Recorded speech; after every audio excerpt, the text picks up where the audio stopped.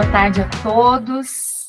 Nosso programa de mestrado em Processo Civil e Cidadania tem a honra de ter presente aqui como palestrante para essa integração dos alunos com professores de outros programas, professor César Fiuza, foi meu professor na PUC Minas, meu conselheiro, tive o prazer de ter aula com ele, fico até emocionada, é muito especial tê-lo presente aqui na organização da minha primeira oficina do programa do mestrado, professor. Muito obrigado. O professor Fiuza e eu publicamos um artigo no Comped, em 2014, sobre responsabilidade civil. O professor Fiuza também compareceu, se fez presente no livro publicado comigo, com a professora Jussara, fez o nosso prefácio de tutela da pessoa com deficiência mental e intelectual. Então, nós temos aí uma longa data já de parceria. Então, agradeço muitíssimo, professor, de estar participando conosco hoje. Eu que agradeço, Kelly. Fico muito feliz de ter, pela lembrança. Lembro sempre, professor. Nossa, se eu pudesse, eu incomodava o senhor mais. Pode incomodar, que é isso. O professor Celso, nosso coordenador, professor Celso Yokohama, ele pediu mil desculpas, mas ele estava num evento da CAPES em Fortaleza, então ele está em trânsito, né? Está retornando para Moarama. E a professora Jussara mandou um beijo enorme para você. Outro para ela. Hoje, infelizmente, ela não vai poder participar do nosso evento aqui online, mas mandou lembranças, um carinho grande também. A professora Jussara, que nos criou esse vínculo entre nós, né? Quando eu fui para a PUC, já foi a nossa ligação aí inicial. Então, professora, a palavra é sua. Muito bem-vindo. Eu, atualmente, estou só na UFMG. Pois é, eu não sabia, professor, fiquei sabendo quando fui ver o seu Lattes. Pois é, estou só na UFMG e advogando, né? Estou no escritório e, enfim. Bastante trabalho. Bastante trabalho, graças a Deus. Que bom. Mas é isso.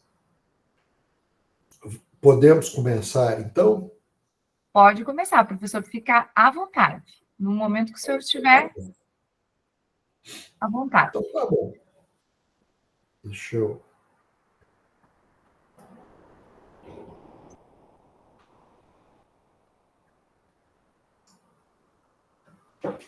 Bom, então nós vamos falar hoje um pouco sobre bioética e pesquisa, né? Vamos começar pela definição de bioética, né? Como um dos aspectos da ética aplicada, ele pode ser definido como um campo teórico e prático caracterizado pela complexidade, envolvendo diferentes objetos de estudo, referências teóricas, métodos e agentes sociais, seja da academia ou de organizações da sociedade civil. O seu objetivo geral é descrever e analisar problemas éticos relacionados às práticas sociais e seus efeitos na vida humana, e, de forma mais abrangente, na vida em suas inúmeras manifestações, bem como nas normas morais que as sustentam. Quando alguém diz ética, o termo moralidade vem em mente, não é mesmo? Os dois termos seriam sinônimos? Obviamente não, mas eles se referem a significados intimamente relacionados e até parcialmente sobrepostos. Né? Etimologicamente, embora as línguas antigas, grega e latina, usem ambos os termos, a ética é particularmente inscrita na cultura da Grécia clássica, enquanto o termo moralidade faz parte da cultura romano-latina. Né? A civilização latina herdou o conceito de ética do debate filosófico da Grécia clássica e preservou seu sentido de reflexão teórica. Assim, a ética significa, em primeiro lugar, o ramo da filosofia que embasa científica e teoricamente a discussão acerca de valores, opções, consciência, responsabilidade, bem, mal, etc. Enquanto o termo moralidade refere-se principalmente a hábitos, modo de vida. Assim sendo, né, um certo hábito ou costume virtuoso ou vicioso e uma certa maneira de agir ou viver são qualificados como morais ou imorais.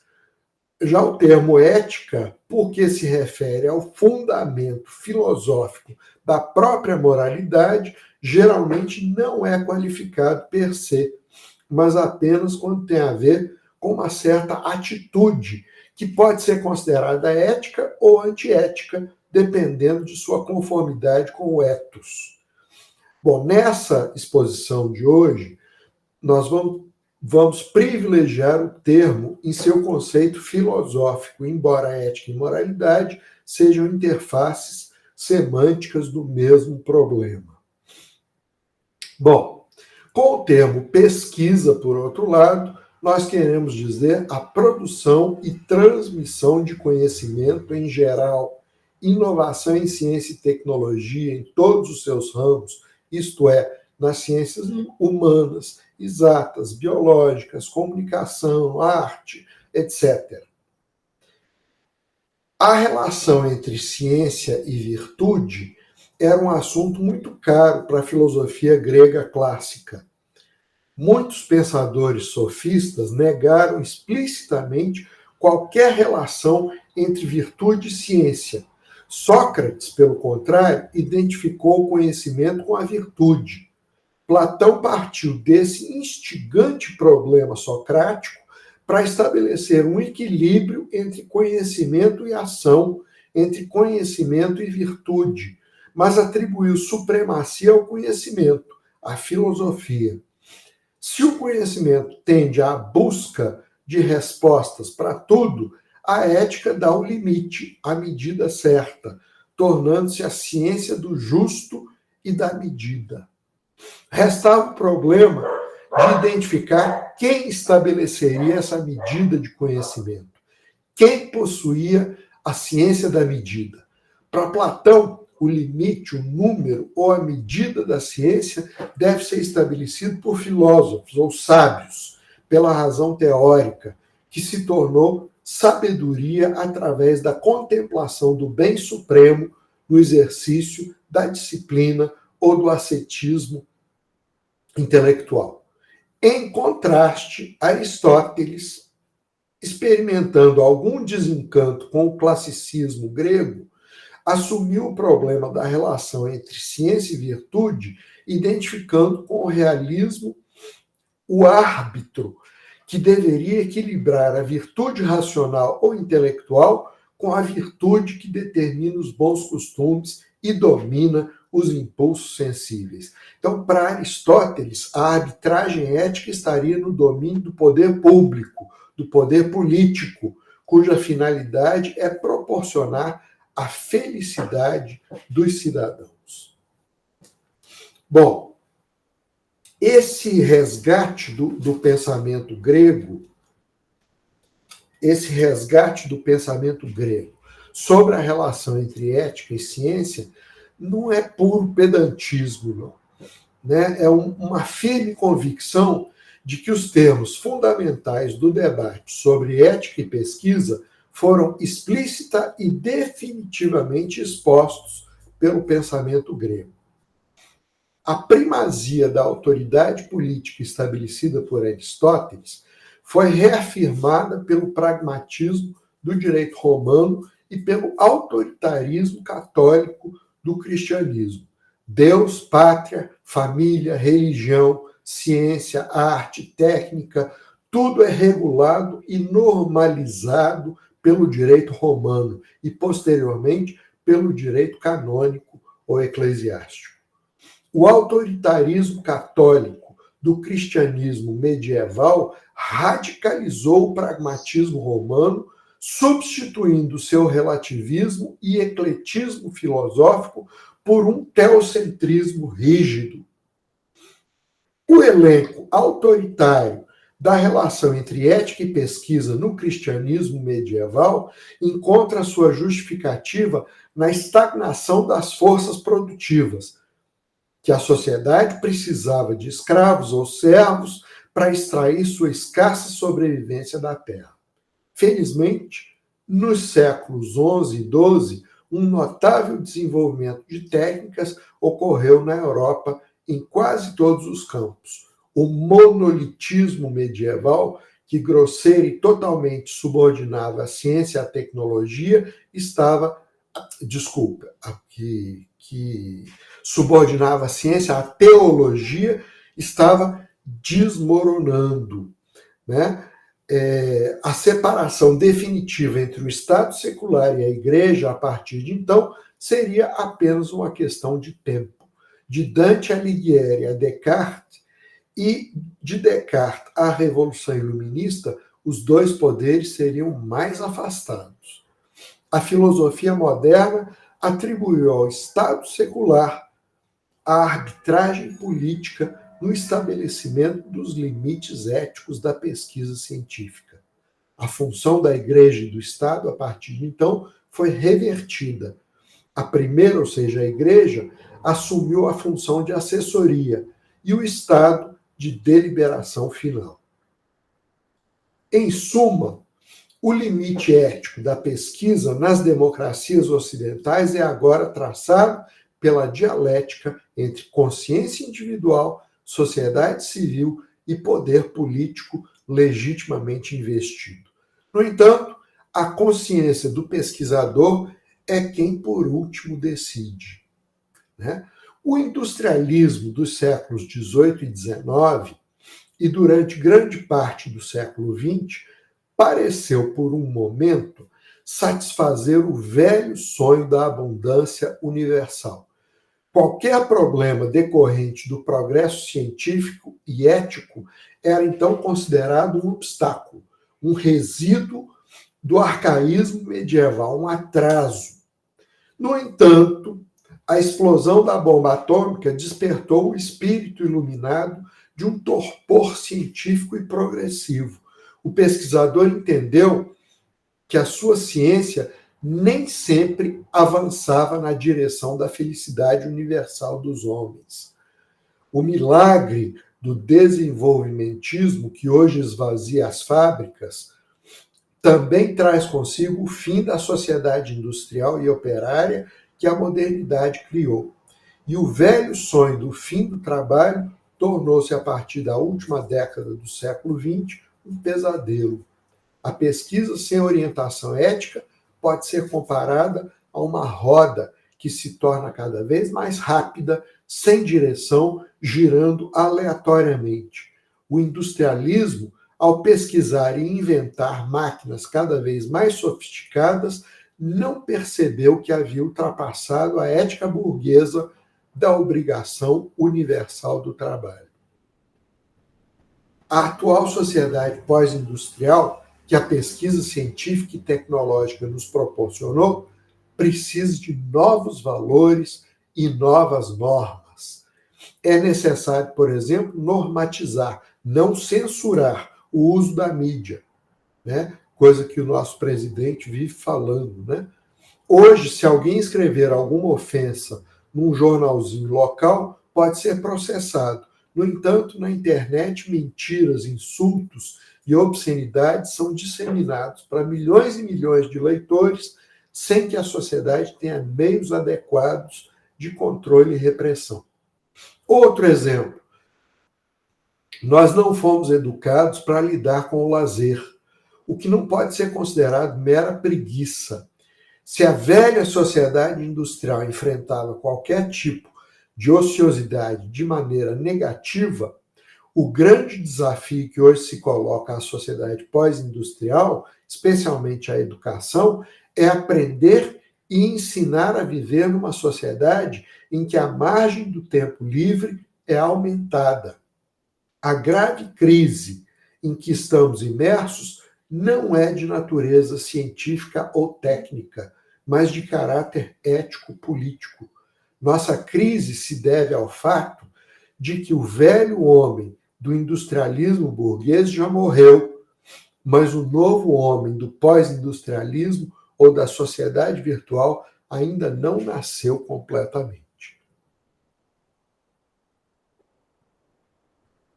Bom,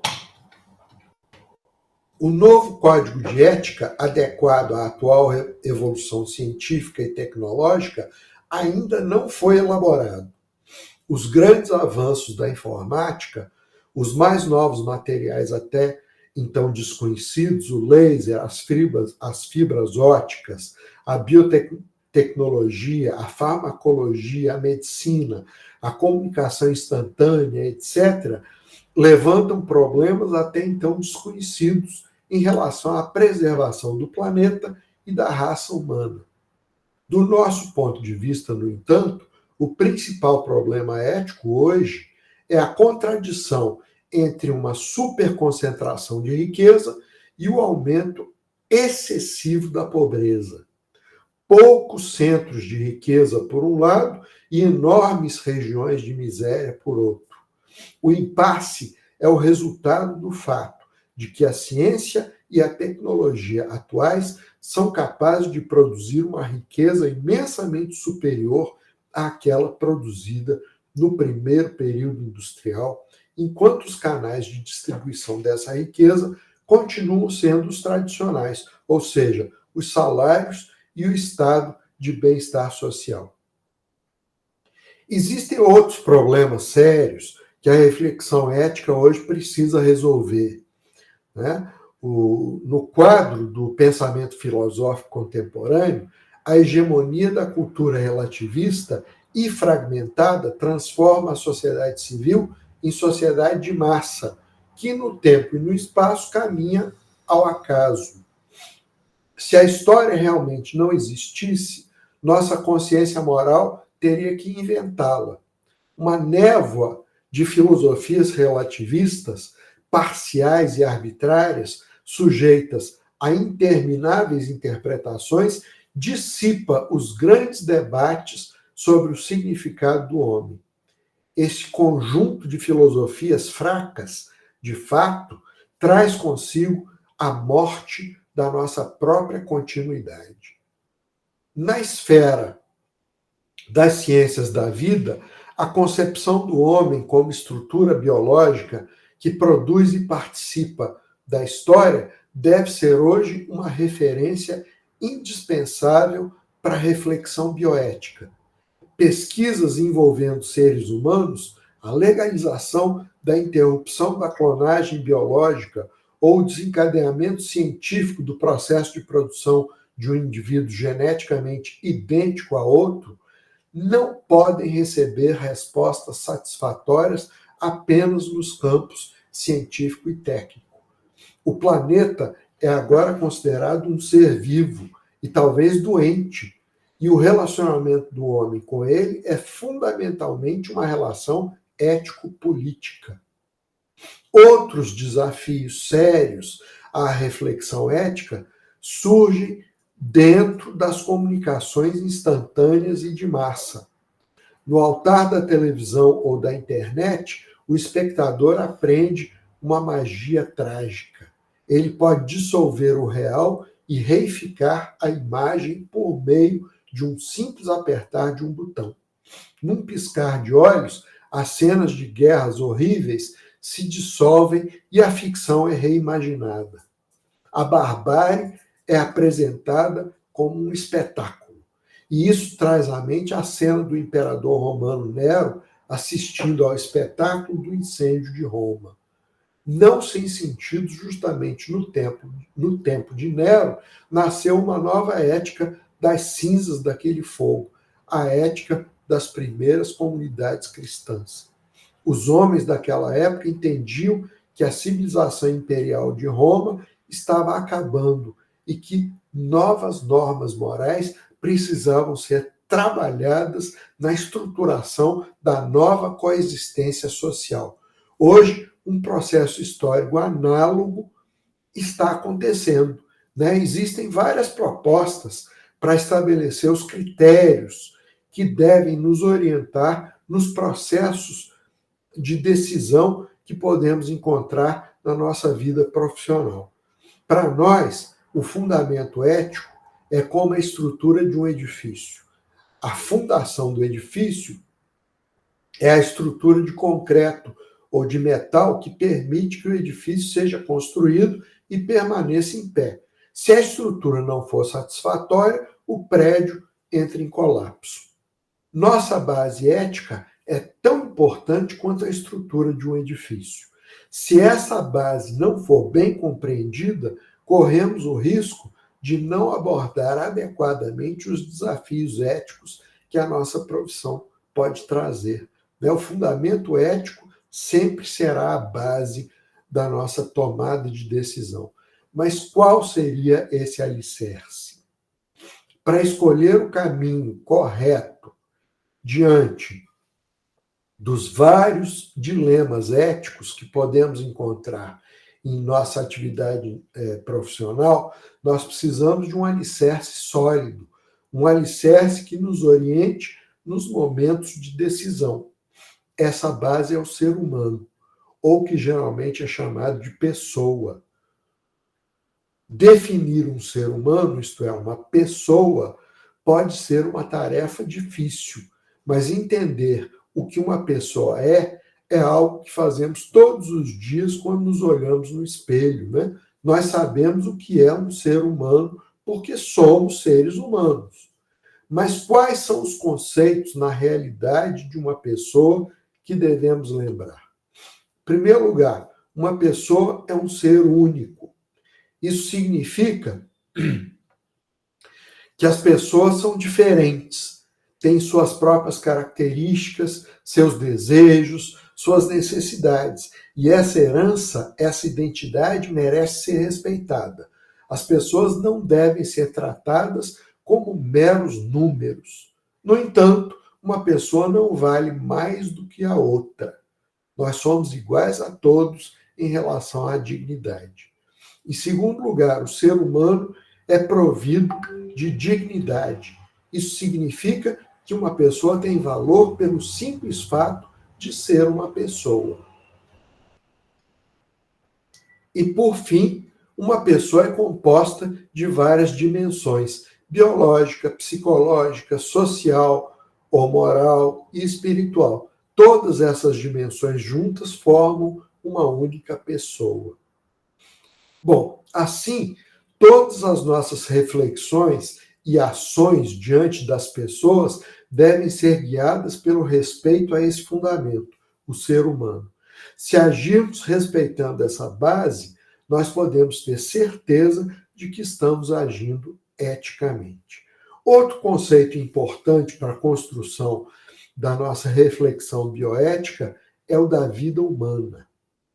Para a bioética, o respeito pela vida humana, né, é fundamental.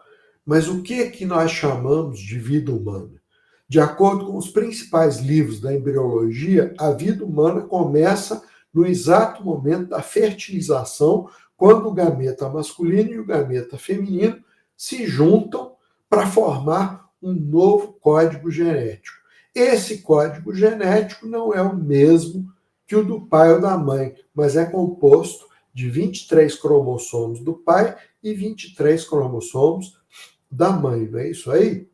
Portanto, nesse momento, uma nova vida começa, com seu próprio patrimônio genético, e a partir desse momento, essa vida deve ser respeitada por si mesma. Esse é o primeiro estágio de desenvolvimento para cada um de nós. Além disso, a vida é um processo que é, primeiro, contínuo, porque é ininterrupto em sua duração. Estar vivo significa dizer que não haja interrupção entre sucessivos fenômenos integrados. Se houver uma interrupção, haverá morte. Segundo, a vida é um processo coordenado, no sentido de que o DNA do próprio embrião é responsável por gerenciar os estágios do seu desenvolvimento. Esse código genético coordena as atividades moleculares e celulares, o que confere a cada indivíduo uma identidade genética. E, por fim, a vida é um processo progressivo, porque uma das propriedades da vida é a gradualidade. O processo de desenvolvimento leva a uma crescente complexidade da vida em formação. No entanto, o valor da vida de algumas pessoas em diferentes momentos não foi respeitado e ainda hoje, em muitos casos, não é. Por exemplo, escravos, com consequente e ainda frequente discriminação de pessoas de pele negra ou parda, prisioneiros em campos de concentração na Segunda Guerra Mundial, pacientes com necessidades especiais, como aqueles com HIV em diferentes situações, mulheres e os pobres em várias sociedades, incluindo a nossa, entre muitos outros. Né? Os exemplos são, a gente poderia pensar aqui em vários, né?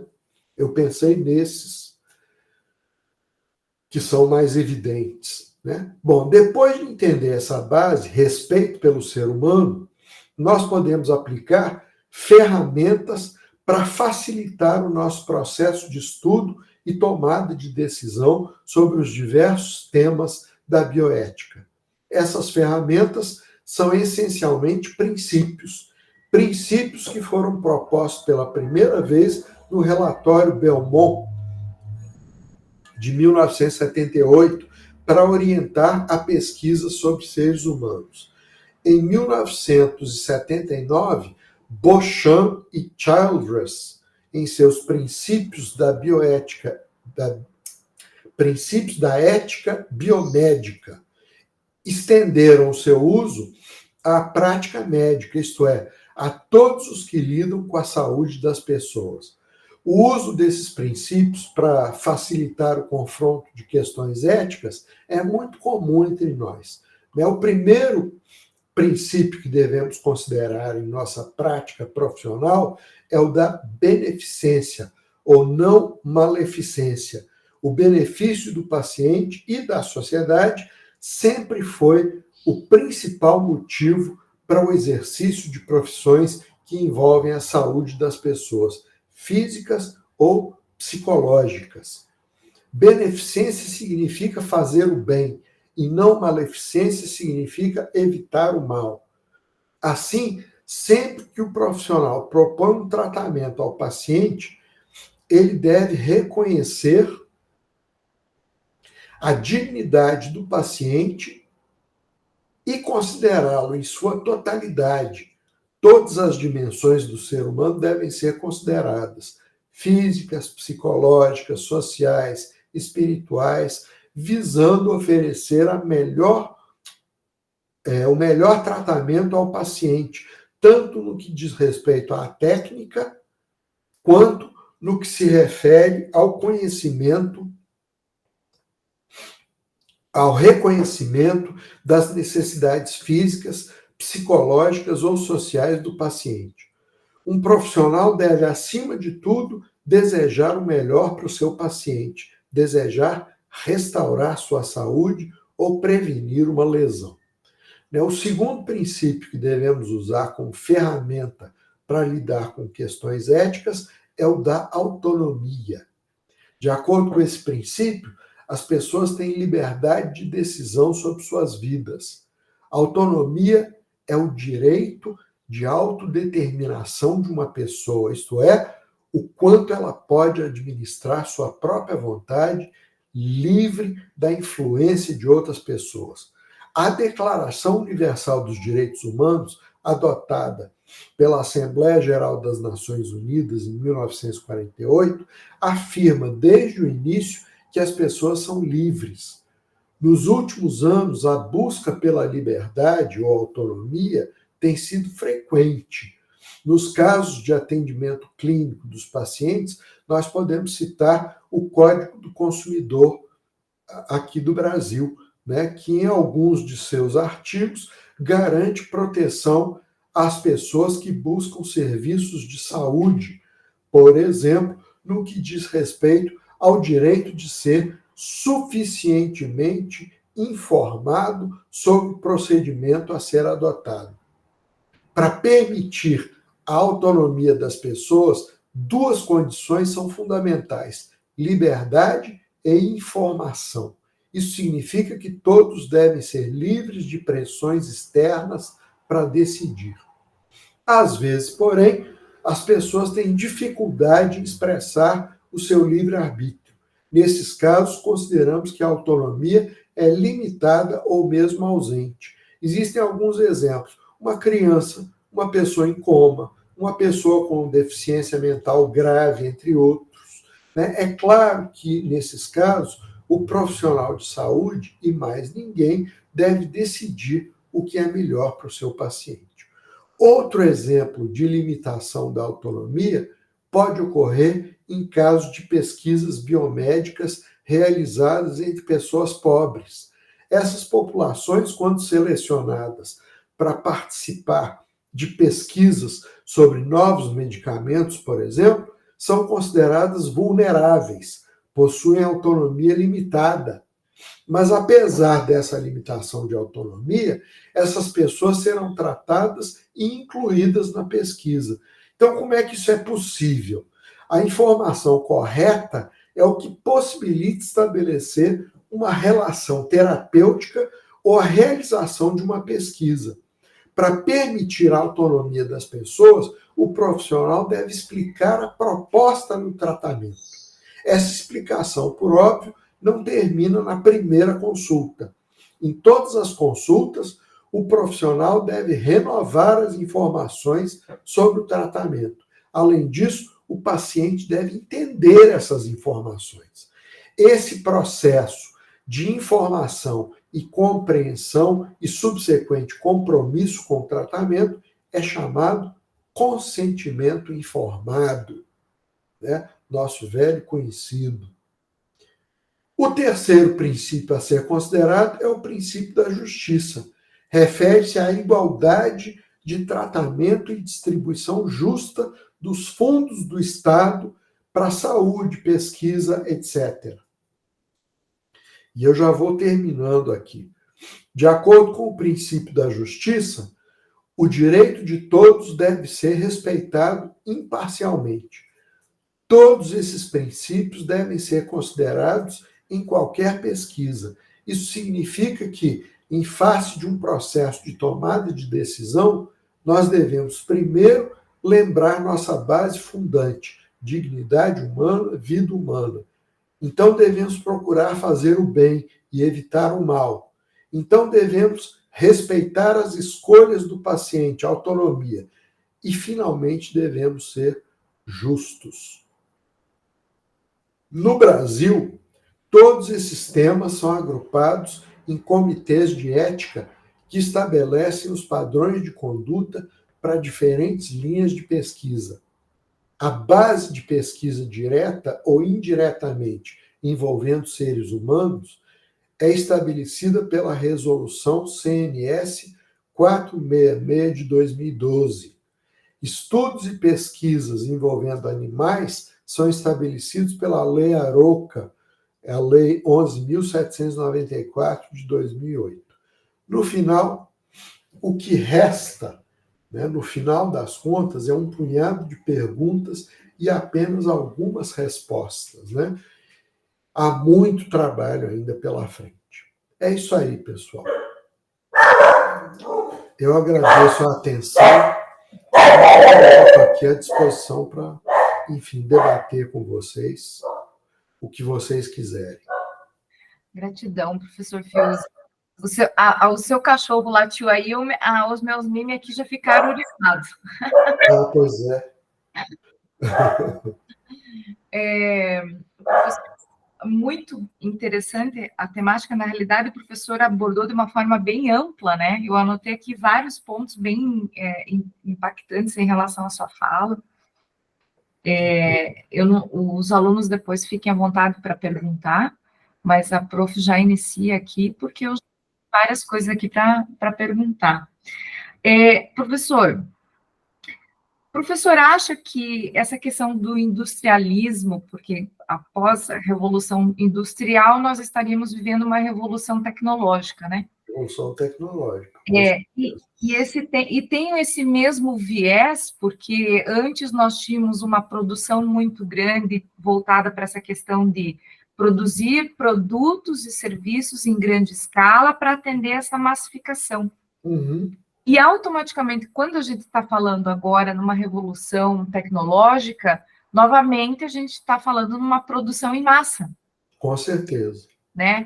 Com então, certeza. Será que esse industrialismo também não acaba, porque como o professor falou de ética, né, e científica, nós, como profissionais da pós-graduação, nós também trabalhamos não só na questão ética na nossa vida como advogados, como juízes, como promotores, como professores, mas também na escrita de trabalhos científicos. Com certeza. Será que não há aí não só essa questão tecnológica voltada a essa desinformação ou limitação, essa liberdade em relação à internet, aos meios eletrônicos, né, da rede, e talvez essa quantidade massificada de produção científica, em alguns momentos até, porque a gente sabe que às vezes tem uma quantidade, às vezes não tem aí uma preocupação com a ética, porque nós, como professores, nós temos que passar os trabalhos em antiplágio, agora nós temos que passar os trabalhos também em programas de chat GPT. Isso. Então, como que o professor vê essa questão dessa massificação voltada nesse sentido? É o que eu falei. Eu acho assim, isso daí está trazendo, né? Está dando o que pensar, né? Nós não temos respostas que vão dar cabo das dúvidas, né? Das perguntas que surgem, inclusive essa que você faz, né? Quer dizer, a gente está engatinhando, porque esse industrialismo ainda não acabou de todo, né? Ele ainda não acabou de todo. E já começa a revolução da informática, né? Enfim, da informação. Então, o que a gente vai fazer diante disso? Né? É usar aqueles princípios mesmo, né? Da autonomia, enfim, e tentar fazer alguma coisa, né? Tentar buscar alguma ética, alguma moralidade nas pesquisas que a gente desenvolve, né? É interessante porque nas aulas de deontologia, de ética, né, no direito, a base, a explicação, a moralidade é o que nós temos como consciência do ser humano. Uhum. Às vezes, algumas pessoas até faltam isso, né? Infelizmente. E a ética é essa normativa. Mas é interessante porque mesmo, por exemplo, pensando no nosso exercício da advocacia, né, professor? Uhum. Nós temos o código de ética, que são normativas pontuais relacionadas à moralidade, ou seja, a ter um padrão moral, e muitas vezes nós não conseguimos ter isso, ou mesmo cobrar isso, até não só na academia, mas também na questão de processos judiciais.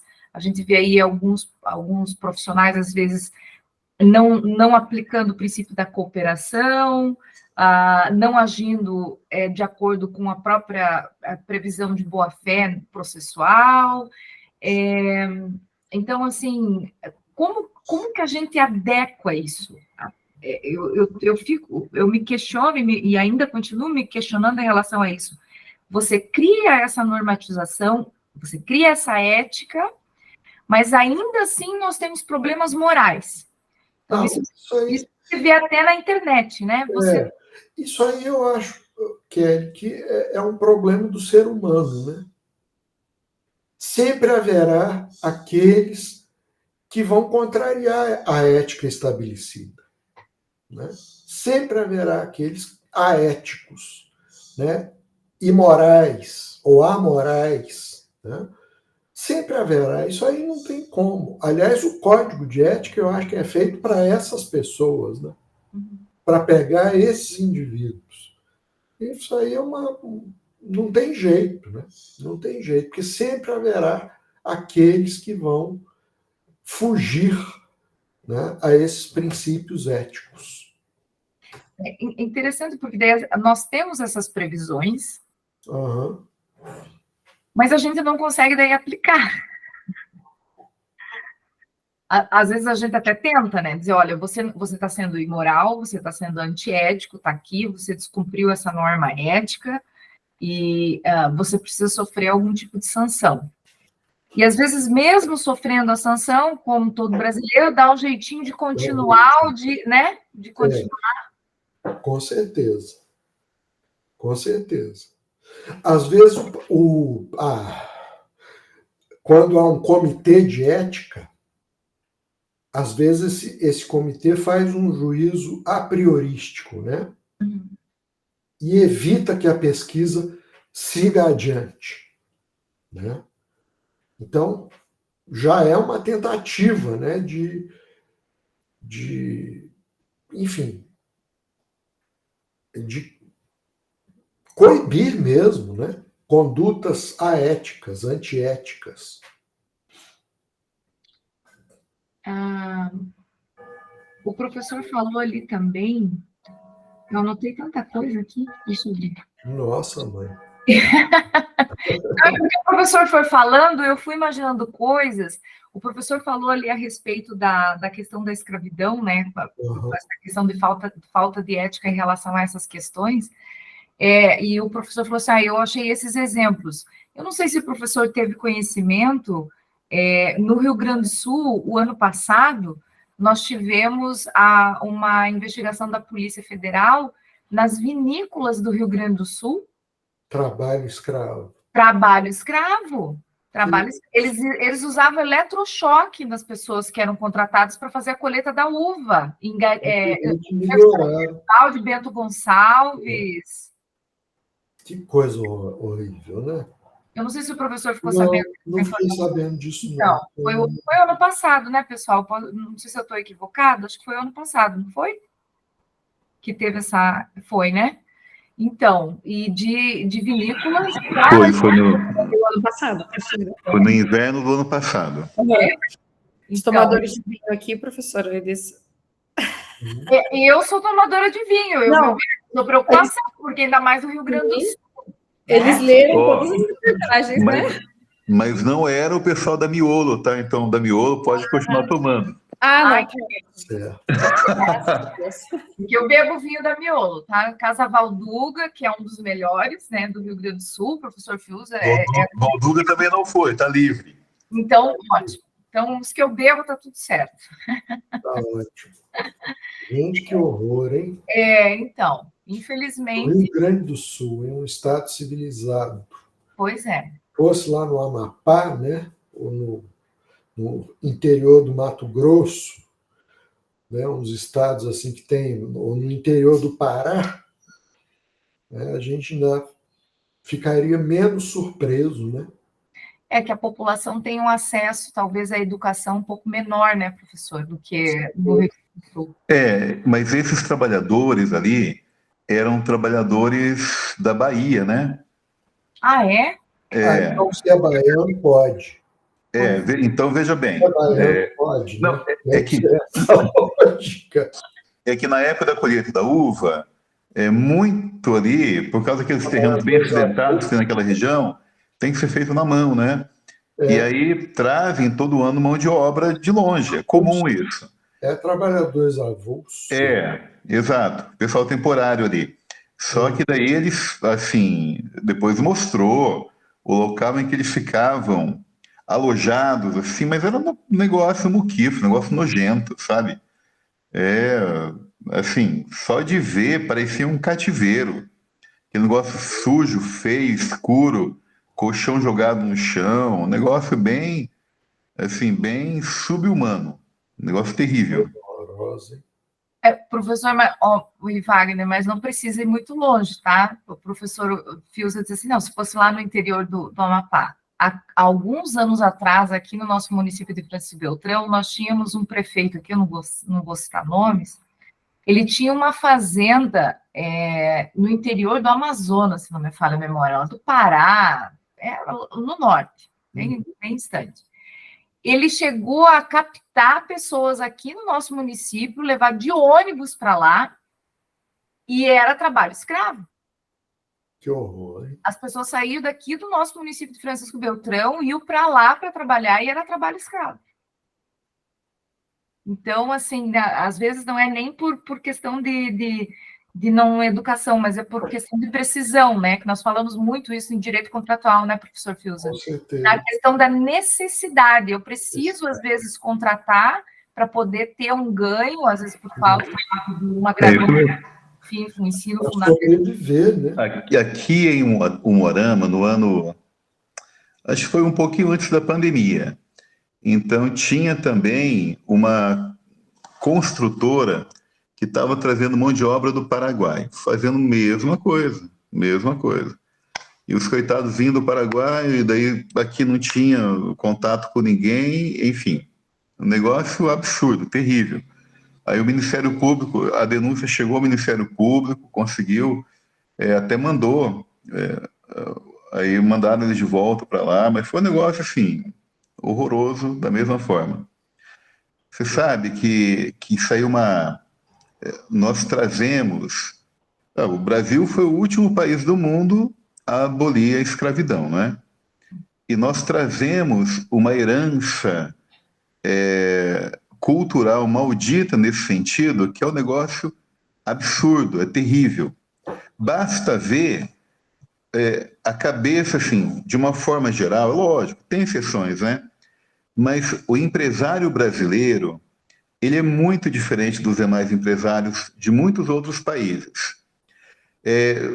As pessoas saem do Brasil para ir trabalhar nos Estados Unidos. Chegam lá, eles vão ter que trabalhar com um brasileiro porque não falam a língua e tal. E o brasileiro, lá, ele escraviza o brasileiro também. Então, ele chega, quando ele aprende a falar inglês, ele corre e vai trabalhar com os americanos. Porque os americanos pagam em dia, eles pagam um valor digno, correto.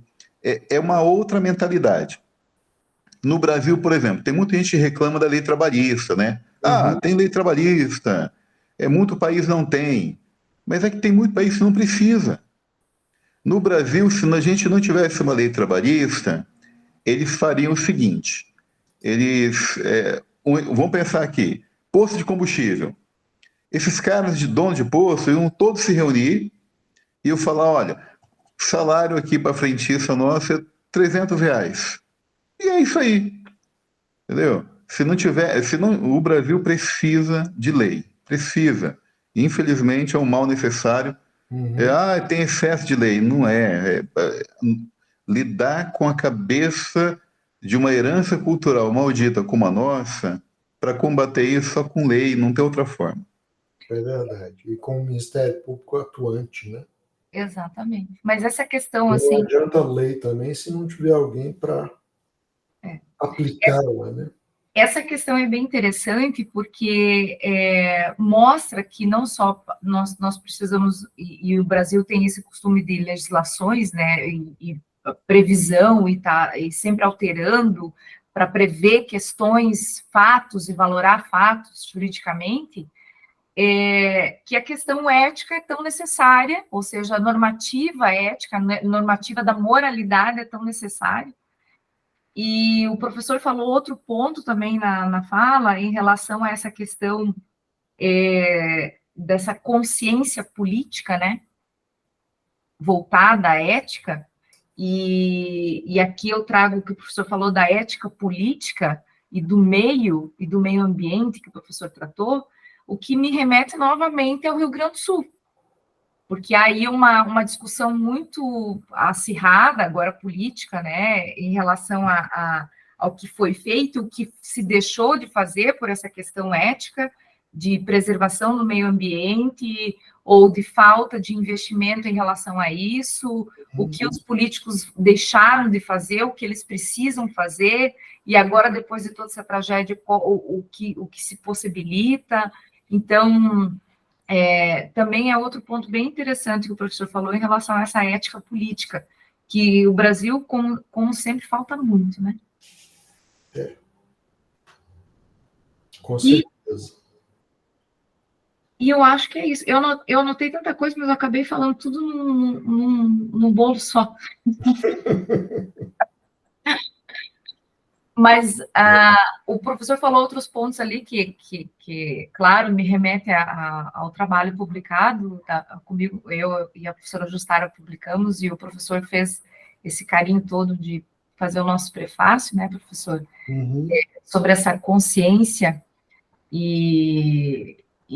quando fizemos a pesquisa, a professora Justara fez todo o acompanhamento também, essa questão até do exercício de autonomia privada em relação à escolha de tratamentos, ou, enfim, do exercício da autonomia. É um negócio complicado, né? Uma vez me perguntaram, e as pessoas que se recusam a tomar vacina?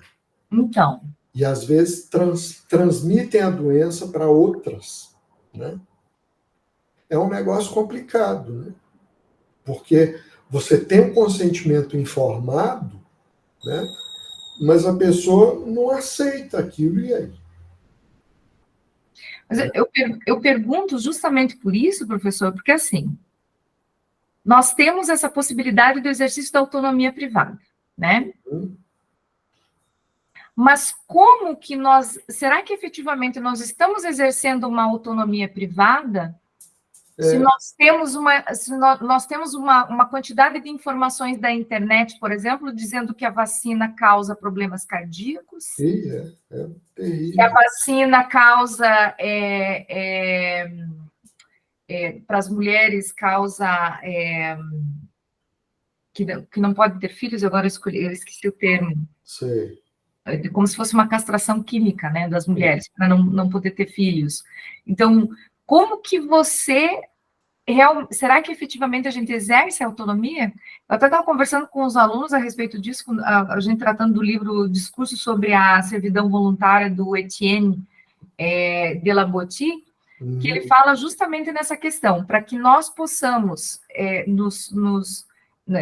estabelecer numa democracia e num exercício de liberdade, ou seja, do exercício dessa autonomia de forma livre, efetivamente livre, não só num consentimento informado, né, em relação a um tratamento, mas uma questão política, é você ter as informações, você ter educação em relação àquilo. Mas quando a gente tem uma internet que é de massa... Esse é o problema. A internet, às vezes, ela é um desserviço, né? Ela presta um desserviço, porque não adianta o médico falar a vacina é importante e tal, etc, etc. Se na internet ele vai ouvir, né, pessoas que se dizem entendidas no assunto, dizendo que não é para vacinar, que não sei o que e tal. Quer dizer, a pessoa fica meio rendida, né? Sim. A esse monte, esse amontoado de informações. Né? É complicado. É complicado. Até o professor, agora lembrei que o professor falou do vírus da AIDS, né? Uhum. Eu não me esqueço, porque foi uma vergonha alheia muito grande, assim, tremendo, de um presidente em exercício falar que a vacina transmitia AIDS. O Bolsonaro falou isso. Né? No período da pandemia. O Bolsonaro falou isso. Pois é. Quando eu vi o vídeo dele falando isso, eu pensei assim, não é possível. Não é possível. Uma pessoa que tem um poder político, que tem um poder, que tem o dever de ser ético para com a população e para com os demais, uma preocupação com o ser humano, como o próprio senhor falou, né? Se preocupar com o ser humano. Então, essa desinformação... Ele falou tanta besteira nessa pandemia que ele acabou perdendo as eleições. Pois é. Se tivesse ficado de boca fechada. De boca fechada, teria ganhado as eleições. Mas o professor, o que o professor entende a respeito dessa limitação, dessa legislação? Por exemplo, o Alexandre Moraes, ele tem panfletado muito essa questão, nosso ministro, em relação a aplicação de limites Eu tenho muito medo disso. Por outro lado, eu tenho medo disso. E de nós caindo na censura. Sim. Né? Esse é um problema sério. É um dilema ético que a gente vai ter de enfrentar mais dia, menos dia. Né? Eu tenho medo de limitar e não vamos limitar a internet, né? Esses, como é que chama? Sociais, gente, agora me falhou o termo. Essas redes sociais, né? Vamos limitar isso, vamos regulamentar. Eu tenho medo da gente incorrer na censura, o que também não é bom, né? Também não é bom. É um negócio difícil.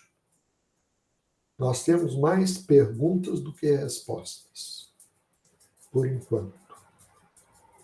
Fica a reflexão. Pelo menos que nós tenhamos o conhecimento para a gente ter um discernimento de atuar com eticidade, né, professor? Pelo menos. É verdade. Um pouco que nós fazemos numa pequena comunidade já ajuda, pelo menos a gente não atrapalha o outro. Pessoal, alguém tem mais alguma pergunta para fazer, professor Fiuza? Não? Ok. Os nossos alunos eles têm medo de perguntar, professor Fiuza. Eu imagino. Professor Fiuza, eu sou muito grata pela sua presença. Eu que agradeço. Para mim é um privilégio. Eu espero que nós possamos voltar a escrever conjuntamente, participar de Comped conjuntamente, né? Se Deus quiser. Então, e manter o vínculo. Gratíssima pela presença e nos encontramos aí e voltamos a conversar online pelo WhatsApp aí para trocar figurinha. Tá ótimo. Um abraço para você. Um abraço para todo mundo. Foi um prazer estar aqui.